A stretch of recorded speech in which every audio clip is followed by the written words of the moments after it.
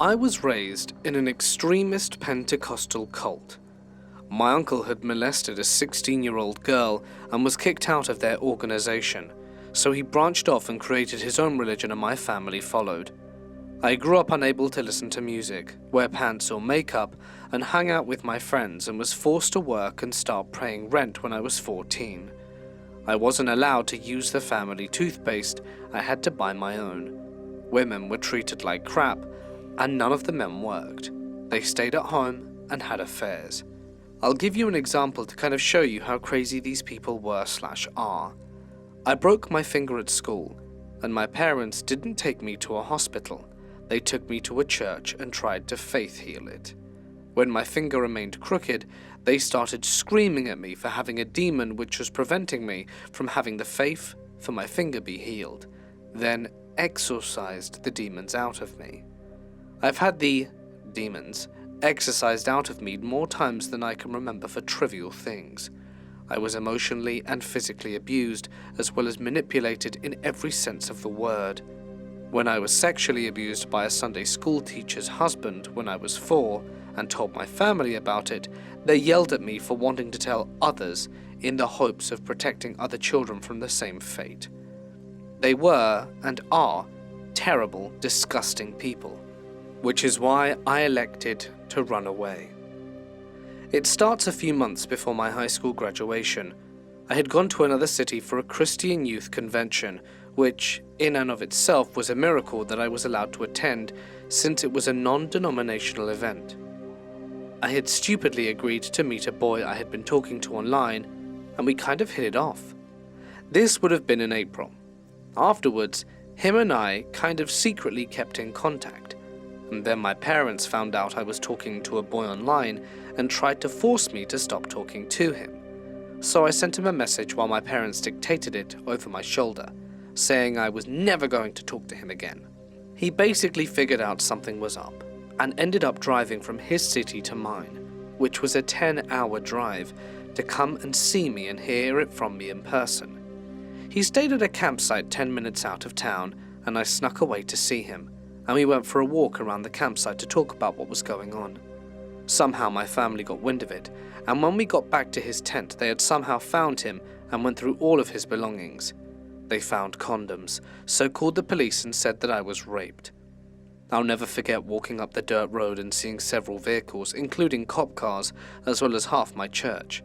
My father was driving around with a shotgun trying to find us. I tried to talk things down with the cops while my relatives screamed at him. I wasn't raped. I was a virgin. The cops told me I should go home and straighten things out with my family and then come back to talk to the boy. So I did that. When I got home, there were more members of the church already at the house. They physically restrained me in my basement and exorcised demons of lust or whatever else out of me. They told me I was moving to my grandmother's house on the other side of the country while they find a missionary placement for me. I would go to Genna, where I had a relative, and come back and marry a man from our church and start my own church with him. And I had zero say in the matter. So, I took off in the middle of the night and had the boy meet me at the town's water tower. I left a note with my brother. I was in my pajamas and it was storming outside, much like some corny movie. He took me out of there and we went to pack up his tent. My mum showed up, thinking that if she came alone she could talk me out of leaving. That was the hardest moment of my life. She had been my best friend for such a long time, and I knew what my leaving meant for her. I sat in the passenger seat of his car while my mum sat on the ground outside and clutched my arm, pleading for me to stay. It was a dark, raining and cold night, and I had to stare ahead and pretend I didn't care that she was hurting, and turned off a lot of emotions that night. I said goodbye and cried silently the entire trip back to his city. As far as I know, all the members of that church are still practicing, but a lot of them have split up into different parts of the country. Generally, they will stay in a town and move when people start finding out what goes on behind the scenes. I could tell you stories about what really happened behind the scenes for days, but it will cause you to lose your faith in humanity, much like it did for me, with my permanently crooked finger, as a reminder of where I came from. The mother of this girl I worked with was in a cult. She sent my co-worker to this summer camp hosted by the cult. So she gets there, and for the first few days, all of the girls were like, "Yeah, right, I'm just going to believe this nonsense." She told me she did a lot of one-to-one counseling, which managed to convert a few of the girls. They then used these girls to manipulate the others, doing things like belittling the non-believers and trying to shun them from the group. I remember she said they were only allowed to call their families in emergency situations, so I guess they were trying to separate them from any emotional or moral support so that they would break easier. My co-worker managed to sneak into the phone area at night sometimes and would call her dad, who wasn't in the cult, but he thought she was making things up and over-exaggerating. I forget some of the other stuff, but I remember the point of this camp was trying to turn these girls into the cult's equivalent of a nun and have them sent to a convent-type place once they were done at camp. My co-worker only got out of it by finally convincing her dad that some ridiculous stuff was going on and that she needed to get out of there. I was fishing at a local pond on my lunch break for half an hour and usually catch a few bass. Today I thought I was catching a turtle or some heavy grass because it was just a dead weight, but my braid held up and I was able to reel my line in, and to my surprise it was a sealed mason jar. I couldn't make out the contents because there was liquid inside the jar and it was pretty dark, but it looked to be a piece of plaid cloth folded inside. A curious couple walking by asked about it and I told them to have at it, assuming the contents were junk. They smashed the jar and began prodding around with a stick to uncover the contents. They unwrapped the plaid cloth to find a very small voodoo doll, bound in yellow yarn, and 2 forms of ID cards, face to face, so you couldn't see the info. One was a New Jersey driver's license, and I'm not sure about the other. Both cards were bound together in the same yellow yarn that the doll was wrapped in. The cards were not taken apart to get any form of ID. I didn't touch any of it. It appeared to be some cultish behavior, and I knocked the hell out of there. Does anyone know what this is? I assume it's a curse. I had a number of friends and acquaintances that were involved in things that I would consider cults, reflectively. These include Kardec's Spiritism, African Condombe, as well as syncretic Ubanda. I was quite a curious guy and didn't get into it, but some people developed or projected intents about me and I wasn't keen to indulge in them. And as a result, there was revenge that was taken upon me, but not in a conventional way. I have 2 ex-girlfriends that I know for sure and have proof to back it up did Macumba to get me. There was also the time that I had a quick stint with a Wiccan who thought I would marry her and things didn't work out. So as a result, I was in the perfect storm. All of this projected malintent towards me and curses or rituals that they did to me had very serious impacts on my life. Whether you believe in them or not, they actually did happen. I had serious and numerous car accidents, very rough. I could have died in several of them. People pointing guns at me. I was hijacked. I received death threats for no apparent reason. Then, one of my loved ones appeared to be possessed. I experienced paranormal activity, with objects moving and falling of their own free will. I witnessed specters, orbs, and running shadows that were not just seen by me, but other family members as well. Perhaps the most prominent event was the incident when I was completely alone in my house, when out of nowhere I feel my back being slapped with full force. As you can imagine, I looked around, thinking it was a family member, when, to my horror, I see that there is nothing and no one in my vicinity that could have slapped me. Terrifying, to say the least. After being afflicted by these curses from cult members for 6 years, I finally managed to find someone who helped my wife and I rid ourselves from these curses. I just want to say, receiving gifts, being friends with people involved in it, drinking and eating in parties promoted by them or in homage of their deities, just don't. Don't contaminate yourself, and you'll never get out unscathed if you ever get out. Some people go to hell looking for light. In my junior year of high school, my parents got a job offer out of state, and so I was forced to move all across the country. I started a new school late into the academic year, around mid-March, and had a hard time fitting into the new school. All I wanted was to make a friend, but was too shy to talk to anyone. It was around this time that my friends left MySpace to join Facebook, so I did the same to keep close to them. Some days later, I received a friend request from David. David was a guy that I had been friends with in my old town. Well, not exactly a friend, but a friend of a friend. My friend Jerry had introduced him to the group and would bring him along every time all of us hung out. We knew that David was a year older than us and that he had gone to a different school, but other than that we didn't really know anything about him. In fact, we always just kind of referred to him as Jerry's friend because he never bothered to talk to us anyway. So when I received a friend request from him on Facebook, I was more than confused. He had hardly said a word to me when I'd lived near him, so why on earth would he want to be friends on Facebook after all this time? It just seemed a little strange. But I was so lonely and desperate for friends that I didn't care. Other than that, nothing really seemed off about him, at least not at the time. Looking back, I do remember that he hardly had any pictures and friends when I first accepted his request, but like I said, this was around the time that people had only just started using Facebook, so it didn't seem at all weird for him to have such a barren profile.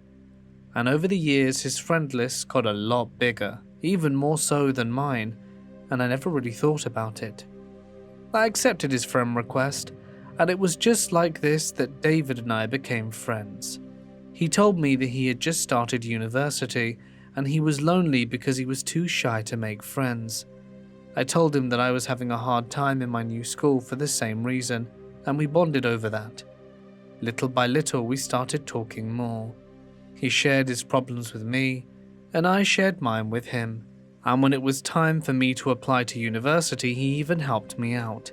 He taught me how to sign up for my SATs and ACTs, helped me apply for scholarships, and even paid for one of my application fees, using a Visa gift card so I didn't receive any of his personal info, and he didn't receive any of mine. Then when I finally started university, he helped me with that too. He told me where to buy books, gave me studying tips, and provided emotional support. So when he asked for my phone number, I didn't even hesitate. David was now my best friend, and I wanted to keep him close, even though we were physically away from each other. It was around this time that David started sharing more of his life with me, and all of it was pretty normal stuff.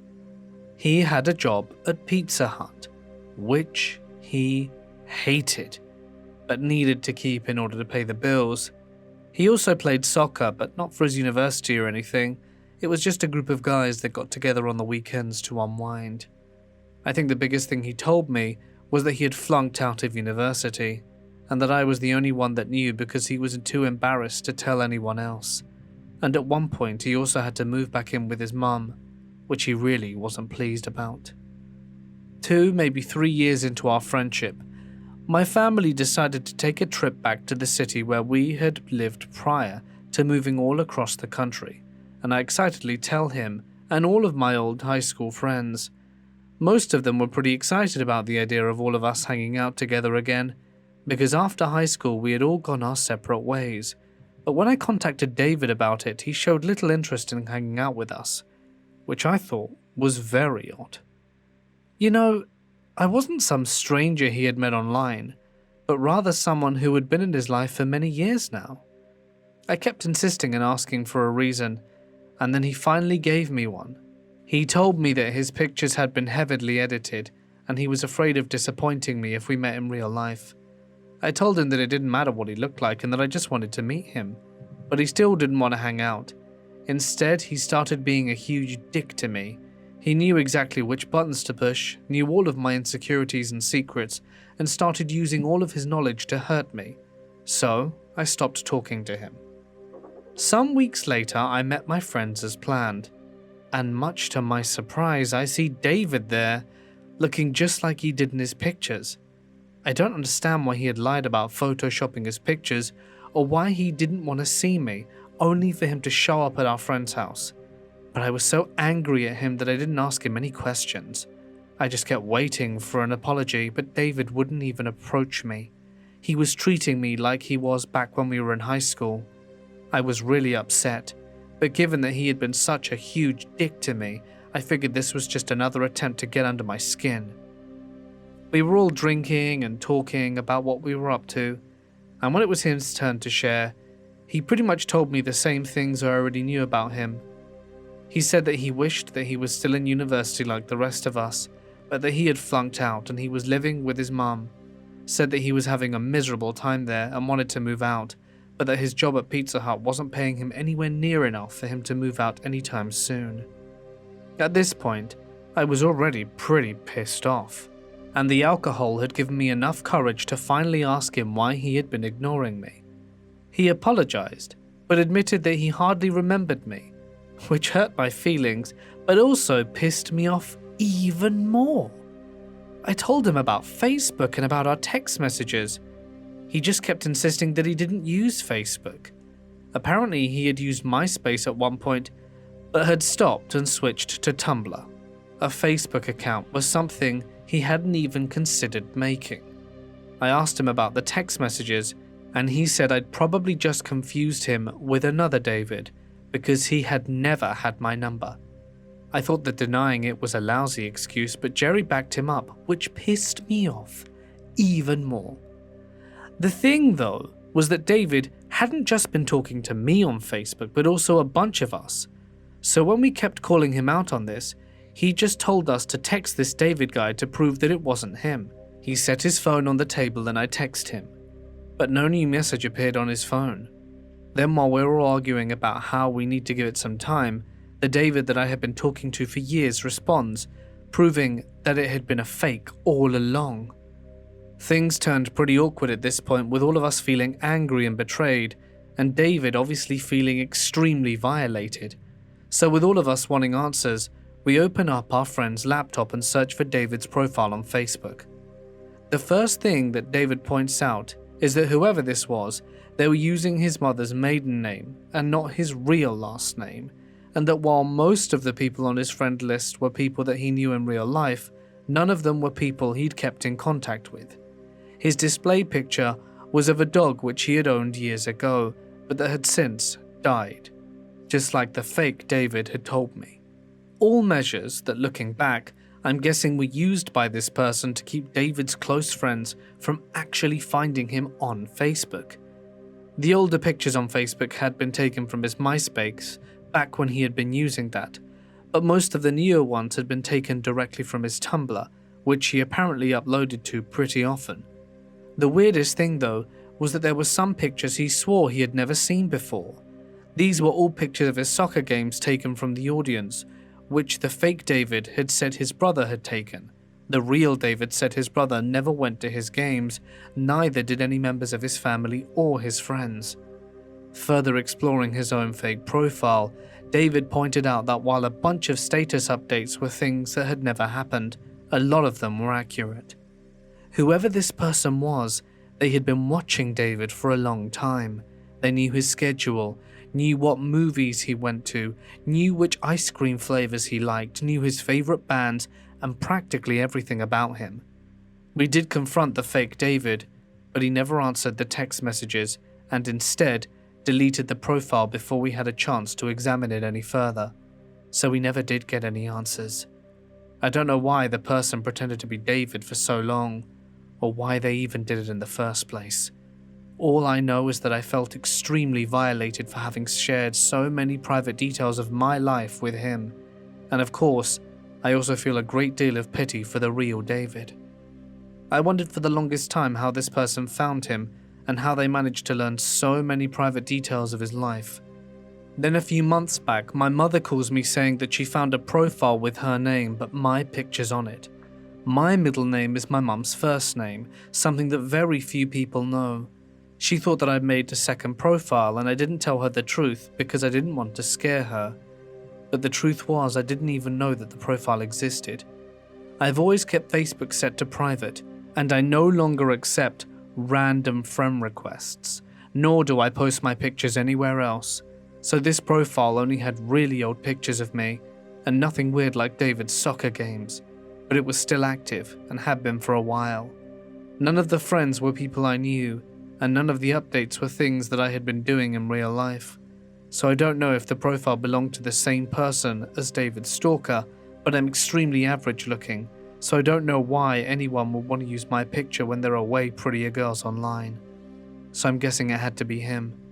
I don't know. I just reported the profile and it no longer exists, but I wonder if this person is still pretending to be me, or if they've moved on to someone else. My story takes place in a hotel that I used to work at years ago. I had the night shift, so I was usually alone doing cleaning tasks and whatnot. At 10:45 every night, my job was to clean up the pool room and close it down for the night. It was usually very mundane and uneventful, but one winter night things got very strange. I was on one side of the pool room, mopping up the floor, when I saw an elderly woman on the other side of the room sitting in the hot tub. It seemed like she wasn't aware of me being there, even though I was directly in front of her, so I made the assumption that she was either a bit senile or maybe homeless who snuck in to get out of the snow. I didn't want to rush her to leave, so I went to the gym nearby to do a different task. The gym has a glass window that faces the pool area, so I could still see her in the hot tub. Now here's the strange part.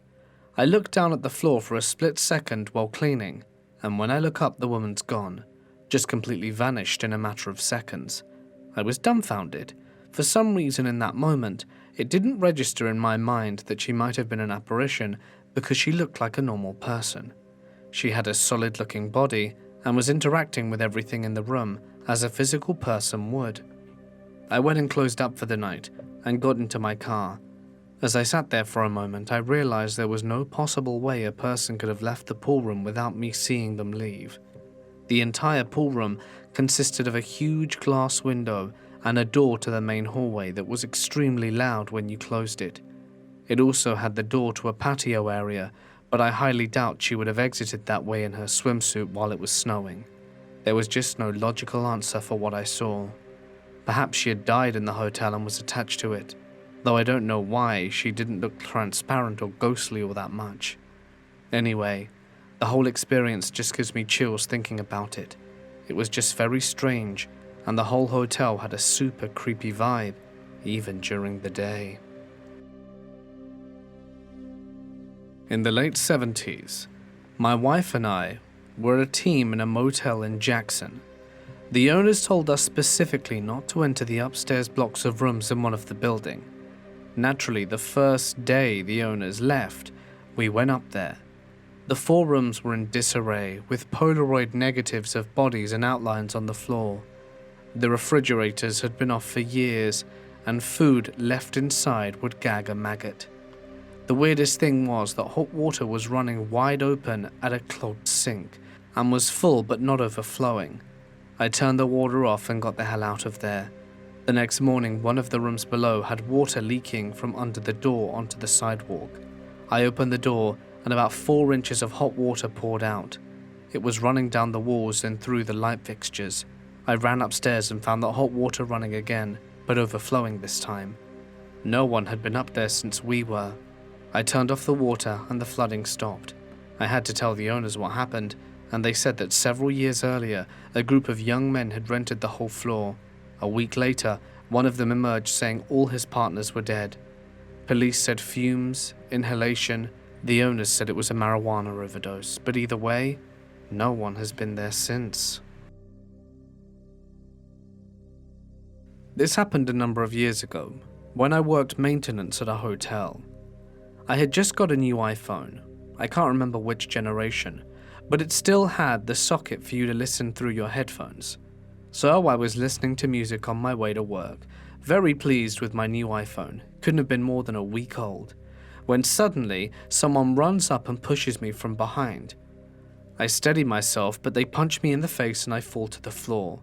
I look up just in time to see them grab my iPhone, look at me for a split second and carry on running. I was furious. I really worked hard for that iPhone, and there wasn't going to be much I could do about it now. I hardly had time to call the police and file a report. With what phone? And I didn't want to be late for work, as my boss would have my ass. So I resigned myself to try and do it later. I walked to work, and when I got there, changed into my overalls and started on the long list of tedious tasks that would surely take all night and then some. When I was on about my third task, I got a call on the radio from one of my co-workers, saying someone in a particular room needed me to go check out their hot water as it wasn't working.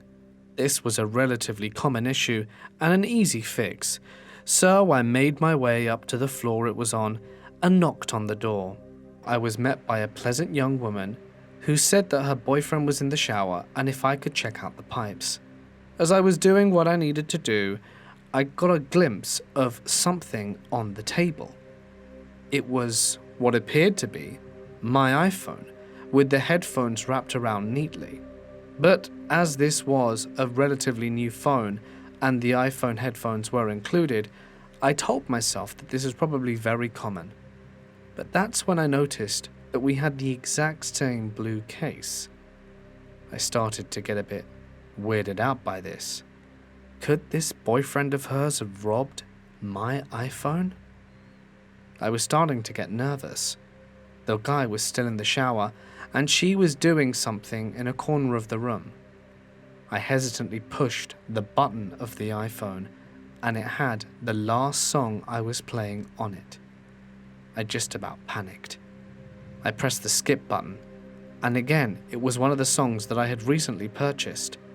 Heart in my throat, I needed to know if it was mine, so I punched in my lock code, and sure enough it was my iPhone. I didn't know what to do at that point. Do I steal back my iPhone? There are security cameras, and obviously I'd be in trouble. But this was damn well my device. After I unlocked it, it pretty much confirmed all my suspicions. I looked up, and there was no one there. And in that split second, I made the decision to take back my iPhone. Job be damned. When I put it in my pocket, I looked up because the door was unlocking, and the boyfriend was just coming out the shower with a towel around his waist. He looked at me, and I looked at him. I gave him a little nod and said everything should be fixed now, and left. But the look he gave me at that very moment confirmed all my suspicions. It was pure fear plastered on his face. He could tell that I knew it was him who'd stolen it, and at the very same moment that I nodded at him, he looked down to where the iPhone had been, but he didn't say a word. He just turned around and went back into the bathroom. That's when I knew it. I wasn't sure if he was going to try and get me fired, or if he thought I was going to try and report him to the police for theft, but I decided to stay quiet. Nothing else happened that night, and as far as I'm aware, they checked out the next day. I don't know if I should have called the cops or not. I was just glad to get my stuff back, which is something that most people wouldn't have been able to do at all. When I was a kid, my parents bought a boutique hotel in an attempt to try and run a decent business. It worked for a few years, but we happened to live on the property, and I never liked it very much. So much so that when I was 17, I moved out and tried to go back as little as possible. Anyway, while we were living there, my parents would have me and my siblings help out, as the hotel was very hard to manage, and they really needed the extra hands. It wasn't too much hassle, just smaller tasks, but there was one thing I would always hate doing, and that would be going up into the attic. There wasn't anything particularly ominous about it. Firstly, it was just a bit hard to get to. It had a hatch. You had to get a long pole to twist the hatch knob, and then the stairs would have to be pulled down by the hook. Every time I went up there, it just felt so eerie. But there was one particular corner where I swore I always heard movement. At first, I always thought it was rats or something disgusting, which further pushed me away from wanting to be up there.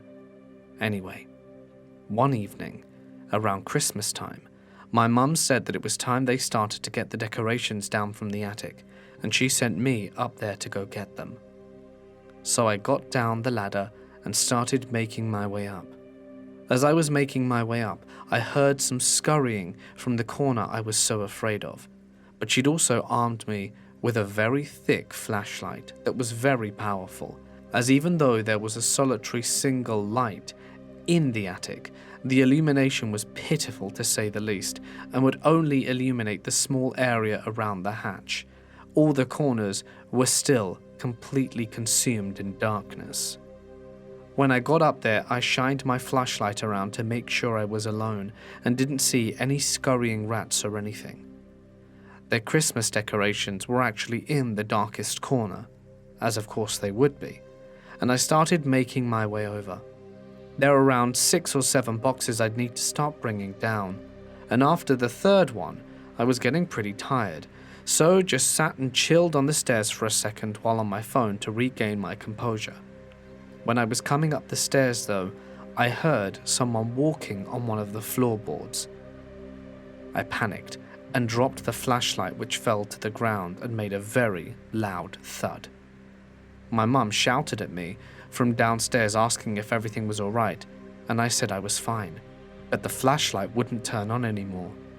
Oh man, I was going to be in trouble for breaking that, and then I was going to be in even more trouble if I didn't get those boxes down. So I went into the darkness and tried retrieving the boxes with the tiny specks of light offered by the light bulb.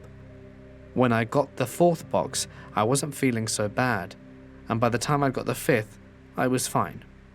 When I pulled away the last box, I looked around in the dark and saw that it wasn't all that scary. I made my way back down the stairs, and just as I was pushing the ladder up, did I hear the footsteps once again above me. What I first thought was just a trick of sound, did I realize was a bit more than I had expected. I look up the hatch in that exact moment to see some sort of shadowy figure, barely illuminated by the residual light from underneath the hatchet, walk away across the attic. At that point I slammed the hatch shut and vowed to never go up there again. I didn't tell my parents about it, that I was too afraid of the dark, and knew they wouldn't believe me that I might have seen a ghost. I don't really know who to talk to about this. I just know that I'd never want to go back into that attic again. I'm including this last story because even though what happened is pretty horrific, it's also quite wholesome. This happened to my uncle. He was in Jamaica when his wife, who was doing fitness classes, died due to a perforated bowel from a meal at the resort, and the authorities drove him to an ATM and told him he's going to be suspect number 1 if he doesn't pay them, and he'll never have his wife repatriated to the US. He complained, and they took him back to the resort. Unbeknownst to him, T-Pain was also there and caught wind of the situation and worked magic with his connections to keep my uncle safe and bring my aunt back home for a funeral, as well as providing his bodyguards protection to my uncle. To this day, almost 2 decades later, they will video chat on holidays like Easter to talk, and in my view, that man is a saint to our family. Anytime he's in town, they'll meet backstage before one of his concerts, and they'll have a big hug. And I'll never forget the kindness this man showed over decades. It's insane. I would like to share my story. When I was younger, I didn't have many friends. I was an outcast at school and was bullied a lot and desperate to talk to people. Eventually, on my 14th birthday, I received a phone. It wasn't new, but it did the job. Eventually, I was getting into chat rooms and other social networking apps, and my self-esteem blew up in my face. It was one night in October of 2014 when I first met her. She was my age with blonde hair, blue eyes, and enough spunk to turn a rose blue. We began talking and I was still an outcast and shy. Eventually, our conversations turned into flirting and she asked me out. Of course, I was overwhelmed and said yes. About 2 weeks into our relationship, she wanted to meet in real life. I was thrilled to hear this. Keep in mind, she would be my first girlfriend. We set a time, and that was that. On the day, I was sitting by my phone waiting for a reply and eventually got one. One I was not hoping for. She told me that her dad said to her that I was not trustworthy and said that he wanted to meet me first. First red flag. Of course. I was suspicious of this, but keep in mind this was my first girlfriend and I didn't want to lose her, so I agreed. God, I wish I hadn't. She told me to meet him at a nearby skate park at 6 o'clock in the afternoon. Second red flag. But of course I still obliged in my stupid 14-year-old mind. At 5:30 in the afternoon, I walked over to the skate park, and at this point in my little Australian town, it was deserted. I sat on a bench and waited. Eventually the clock hit 6:30, and it was nearly pitch black at this point, and I went, screw it. As I got up and was about to leave, a generic white van pulled up. I looked over at the parking lot and saw a man leave the van. Is this him, I thought? He wore a long-sleeved shirt with a baseball cap. At this point I didn't know what to do, so I decided to leave, and just as I'm walking out of the fence around the skate park through a gate, I heard him shout, "Wait." I turned around and saw him jogging to me. Being an awkward 14-year-old, I stood still like a statue. He approached me and was like, "Are you Ash?"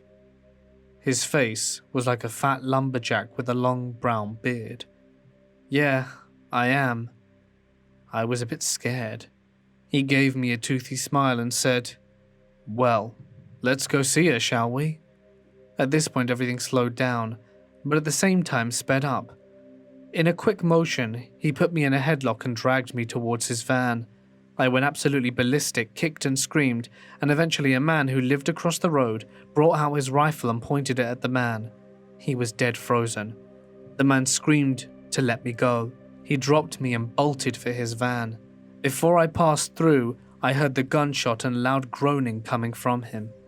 When the police came, I was out cold from being choked to near death from the headlock.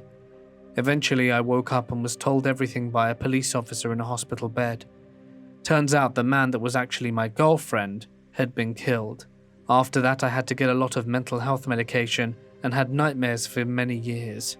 Now, I have a real girlfriend, and to the man who planned on doing whatever to me that night, I hope you're in hell. I worked in a residential care facility, and for a number of years I worked with a woman called Kajiri. She was generally okay to work with, but she could be intense. The sort of joking flirtation that often finds its way into high-pressure environments was common throughout the whole team, but when she directed it at me, it didn't seem jokey. It took me forever to realize that, because I usually don't notice someone flirting with me until someone else points it out 6 months later. But when she started trying to give me jewelry and chocolate bouquets, I finally caught a clue. In between things being normal and actually maybe not really normal, there was a long escalation of text messages and comments that made me uncomfortable, personal space violations, dropping by my house uninvited, and hanging around on my shift after hers had ended, as well as unwanted touching. As I mentioned, I can be slow to catch on. Once I realized what was happening, I put as much distance between us as possible, stopped answering the calls and texts, and locked down social media, and spoke to other colleagues and had them running interference. A lot of interference, actually. At the time it became a joke, but looking back it was all kinds of messed up. She even parked outside my house sometimes. I'd sit in the back room with the lights off so she'd think I wasn't home. Honestly, me now is looking back at me in 2016 throwing popcorn and screaming, "Do something, you stupid cow!" But hey, I was alarmingly chill. After a few months of my disappearing woman act, she seemed to get the hint and backed right off. I was pleased, and we could all get on with our lives, right? Nope. A few months after it died down, I heard through the grapevine that Kajiri seemed to have focused her attentions on another co-worker, Linda. Linda and I had a good, close mutual friendship, but didn't know each other very well. I didn't think much of it beyond, good luck, you poor girl. A few months later, I get a call out of the blue from the mutual friend Linda and I share. Without preamble, he asked, "Were you dating Kajiri?" No. I was shocked. He had been privy to all the awkward details of my experience with her and had helped run interference. He explained that he had been talking to Linda, and she'd asked about my relationship with Kajiri. The story that followed sounded too fantastical to have actually happened in an actual sensible grown-up workplace. Kajiri had been catfishing her own best friend Amanda posing as Linda in a string of emails. Linda and Amanda had discussed Kajiri's drug problem, her abusive and dangerous ex, none other than yours truly, and Linda coming out to her family after her brother caught her in bed with Kajiri, and more. The jig was up when Linda got a second job, coincidentally with Amanda's husband, who mentioned how great it was to finally meet Kajiri's girlfriend, which puzzled poor, straight, single Linda. Some hindsight of the stories Kajiri had been telling to Linda. Her friends and other co-workers I wasn't close to, as she picked her audience very carefully, that Linda and I had physically fought at work over Kajiri, that two male co-workers, Kajiri and I, had an orgy in the staff office one night shift, that Kajiri and I had broken up after I cheated on her with another male co-worker, not one of the orgy ones, and that I was really getting around apparently, that I would drug her against her will, and that we had planned to have children using a sperm donor, but that I had a miscarriage. This woman had been living out a full-on soap opera and using her co-workers and friends as set pieces. Linda and I reported her to management, and she was immediately suspended pending investigation and quit 2 days later. Unfortunately, HR decided they needed to continue their investigation of the allegations that I had an orgy at work, because that was totally plausible and not made up by the crazy woman, right? I left the job a month later myself, and when I interviewed for my current job, she had an interview half-hour before me, and they were looking to hire 2 people. She didn't get the job, but there have been 2 other openings since, and she's applied for both. I'm terrified of meeting her again. It turns out she had a history of inpatient psych treatment for delusional behavior and was known to be obsessive about people she took a liking to. According to Facebook, her current girlfriend, real or otherwise, has a similar first name to me and shares more than a few physical similarities. The thing is, she still knows where I live, and I still have some of the catfish emails. They are insane. This happened around 8 years ago, when I was still living with my mum. We used to live in an old apartment complex that was built in the 60s. One evening, I was out for dinner with a friend, and when I came back home, I decided to ring the front door because I thought my mum was home anyway. She buzzed me in, so I took the elevator up to the floor and walked towards the apartment door, and I could hear my mum talking on the phone. For some reason, walking away from the door to the living room. I rang it, but she didn't answer. I rang again, pretty annoyed already, but no answer. Since she took so long, I decided to open the door by myself, and I walked in, and the whole apartment was pitch dark and completely silent. Since someone did buzz me in, and I could hear a voice talking in the apartment, I walked from room to room to turn on the lights to look for Mum, or whoever had been in here. No one was there, and I sat there completely confused until my mum suddenly opened the front door. I explained to her the situation, but she told me she had just arrived just now, and couldn't have possibly buzzed me in. I remember that I often hear footsteps in the living room, so we moved 2 years later. Beside that, I don't remember much since it happened so many years ago. I still wonder who or what opened the door for me and walked around my apartment. This strange story happened to me while rock climbing with 2 friends. So, we were climbing up this rock, when suddenly, halfway up, I heard the rock start to give. The next thing I remember, I was on the next cliff face up that was big enough to stand on, almost a good 20 to 30 feet from where I'd been. It was a sheer cliff face, 20-ish feet, maybe 10 to 25 seconds. I mean, it would have been physically possible for me to have climbed it, considering I was a teen and very fit. But one thing that there is to consider were the friends that were with me. And although none of them saw what happened, they heard it, because I was underneath them, behind them, and suddenly, within a few seconds, I'm gone, and now on the ledge above them. All in all, it's one of those experiences that has left me feeling vaguely unnerved and sketched out, especially with the amount of stories of disappearances off the mountains in Alaska being accompanied by the sentence of, "It's as if something just plucked them off the face of the rock," because that's what the entire memory feels like someone just plucked me up, ant style, moved me a few inches so their favourite ant wouldn't die. When I was around 6 or 7, in my home with my brother and dad, we were all doing our own thing. My dad was watching TV in the living room, my brother playing in his bedroom, and I was in the kitchen with a colouring book. There's a hallway that connects all 3 of these rooms together, so it wasn't that difficult to reach each other. I was just colouring and eating some candy, but then there was this huge crash in my brother's room. I went to see what had happened. Walking past the living room door and into my brother's room, it was empty of my brother and everything was in place where it should have been. So I went back to the living room to my dad and asked what had happened, but he wasn't there either. The house was completely empty, even though I had just walked past my dad, who was sitting in his chair smoking a cigarette. I had checked all of the other rooms in the house for both of them, then checked again. So I went outside to the back porch.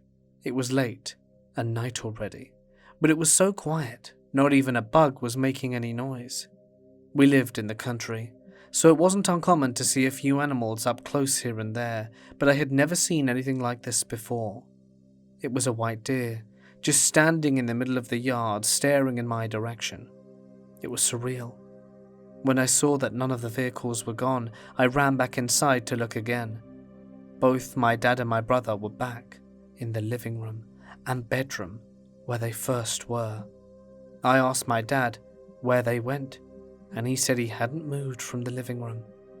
My childhood was pretty crappy, and I don't remember a lot, but this is something I'll never forget. It scared the hell out of me, and still confuses me now just thinking about it. I was in the barn, milking at dusk. I was walking back to the barn, and the dogs began to bark.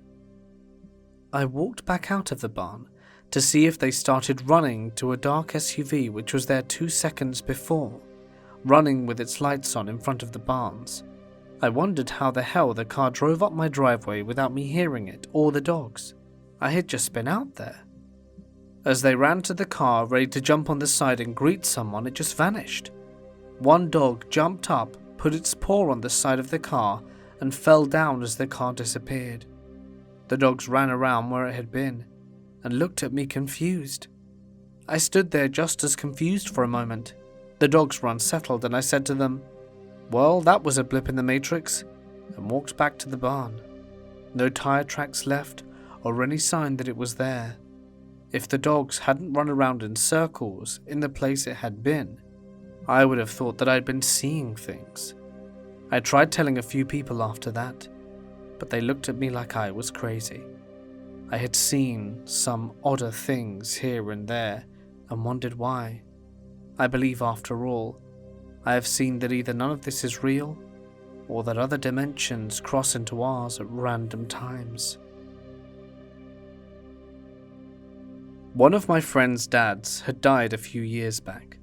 Then one day at work, I saw a man who looked just like him, and without even thinking about it, I greeted him, as I normally would have back in the day, only for me to realize a split second later that my friend's dad was dead, and this was some other man who just happened to look like him.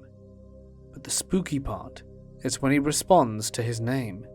He was confused as to how I knew him, so I had to explain this story.